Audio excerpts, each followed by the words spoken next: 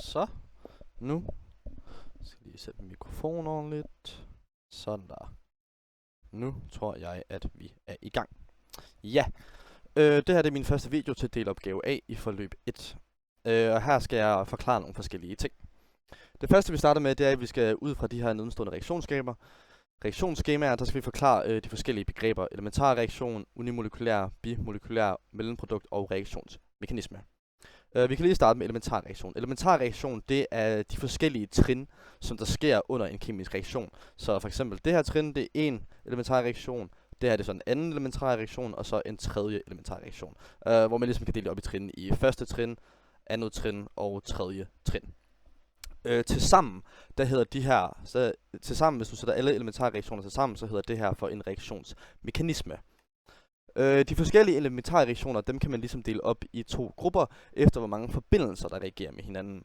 I de bimolekylære forbindelser, der er der ligesom to forbindelser, som der støder sammen, ligesom der sker her i første og i tredje trin.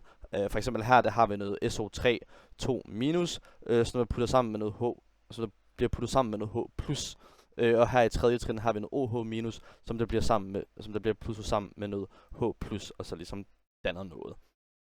Jeg tror for eksempel, hvis man nu har 3 forbindelser, som der støder sammen, så hedder det noget andet, måske trimolekylær, og så videre og så videre. Hvis der har 4, så hedder det, ja, nok ikke 4 molekylær, men noget i den retning. Så har vi også det, som der kaldes for en unimolekylær forbindelse. En unimolekylær forbindelse, det er, når vi har en forbindelse, som der så bliver spaltet og ender som 2 forbindelser, ligesom vi har her i første trin.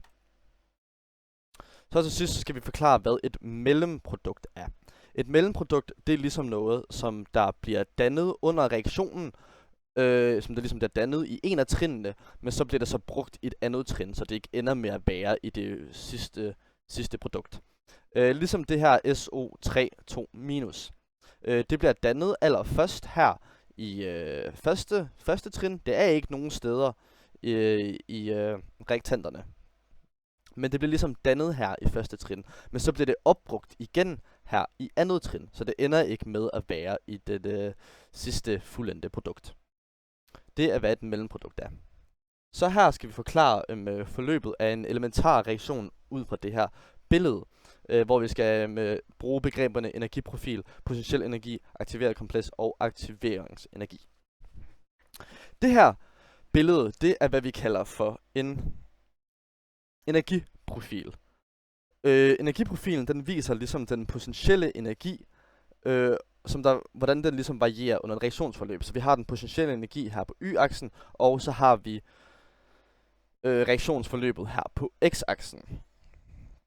I toppen af forløbet her, så har vi det, som der kaldes for et aktiveret kompleks, eller det aktiverede kompleks. Det er ligesom det, som det repræsenterer en ustabil overgangstilstand, hvor at bindingerne de er ved at blive brudt, og nye de er ved at blive dannet. Forskellen på den potentielle energi af reaktanterne, som der er hernede, og op til det aktiverede kompleks, det er det, som vi kalder for aktiveringsenergi. Det er ligesom den minimum energi, der skal til, for at det her aktiverede kompleks kan ske, og den kemiske reaktion kan forløbe.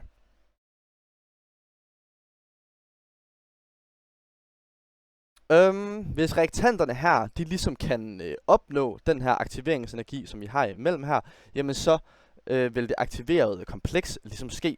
Her under det aktiverede kompleks, der bliver de gamle bindinger sådan halvt brudt, og de nye de bliver sådan halvt dannet. Det her aktiverede kompleks, det sker meget, meget hurtigt. Og efter det er sket, så bliver det ligesom omdannet til produkterne. Det næste vi skal, det er at definere reaktionshastigheden for dannelsen af nitrogenoxid. Nitrogenoxid, det er NO her på dette reaktionsskema.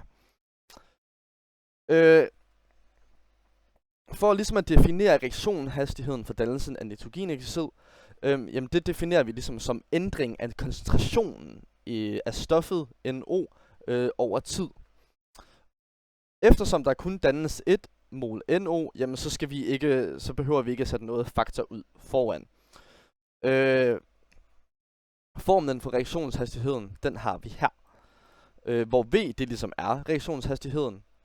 Koncentrationen af NO er det vi har heroppe, og så har vi tidsintervallet, som vi ligesom måler koncentrationen af hernede. Altså hvad for et tidsinterval vi ligesom måler koncentrationen af produktet i. Det er, hvad reaktionshastigheden for dannelse af nitrogenoxid er. Så her på denne graf, der skal vi ligesom forklare ud fra den her graf, hvordan hastigheden for dannelsen af NO til tiden 20 sekunder kan findes.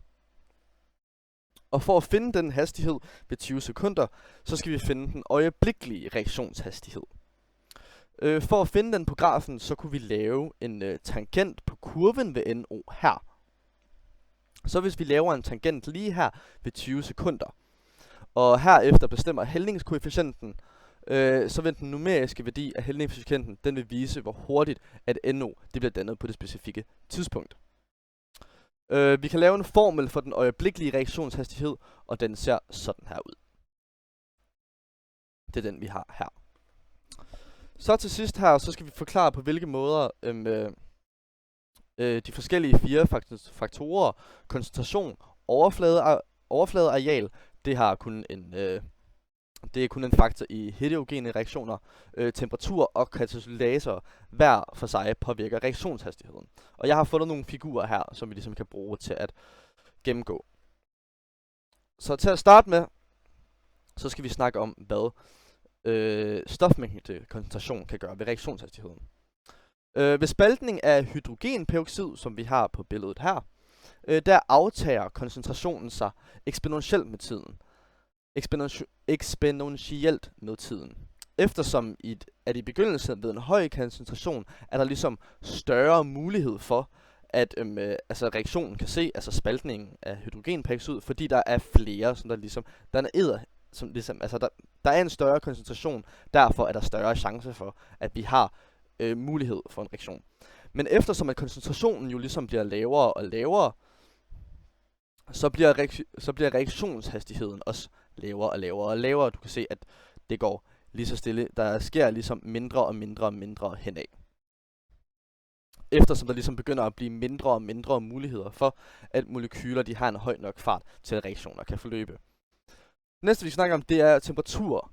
Temperaturer de påvirker også reaktionshastigheden, fordi at jo højere temperatur et molekyle har, jamen jo hurtigere bevæger det sig også, og derfor har det en større sandsynlighed for at have nok energi til at danne en reaktion. Vi kan se her ved lav temperatur, der bevæger sig ikke særlig meget, men ved høj temperatur, der har det ligesom en større potentiel energi til ligesom at kunne støde ind i hinanden. En god huskeregel det er, at når temperaturen den forøges 10 grader, jamen så fordobles reaktionshastigheden. Så det næste vi skal snakke om, det er overfladeareal. Overfladeareal det gælder kun i heterogene reaktioner, fordi der indgår et fast stof. Og der overfladearealet af det faste stof ligesom også en faktor i reaktionshastigheden. Altså og den grund til det er en faktor, det er, jamen jo større et overfladeareal vi har, jamen jo flere muligheder har vi for, at der kan ske en reaktion. Det kan vi for eksempel se her, når kobber reagerer med salpetersyre. På billede A her er der en kobberplade, og på B der har vi nogle kobberspåner, som der ligger hernede. Kobberspånerne de reagerer meget hurtigere med salpetersyren, end kobberpladen gør. Fordi at de her skåner har et meget større overfladeareal, hvor at salpetersyren ligesom har mulighed for at reagere. I forhold til her, hvor at der har salpetersyren jamen ligesom kun den her del, og så bagsiden også til at reagere med. Så til sidst skal vi snakke om katalysatorer. Katalysatorer det er en kemisk forbindelse, som der bliver brugt til at øge reaktionshastigheden ved at skabe sådan en alternativ reaktionsvej, hvor der har brug for mindre aktiveringsenergi. Den bliver simpelthen ikke selv brugt undervejs.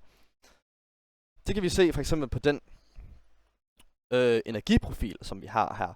Jamen, den røde linje her, det er ude katalysatoren, og der har vi en stor aktiveringsenergi mellem reaktanternes potentielle energi og hvad var det hed? Det hed, skal vi lige huske, det aktiverede kompleks.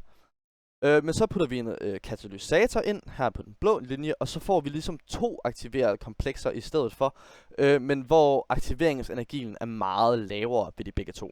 Derfor vil reaktionshastigheden ligesom forløbe meget hurtigt.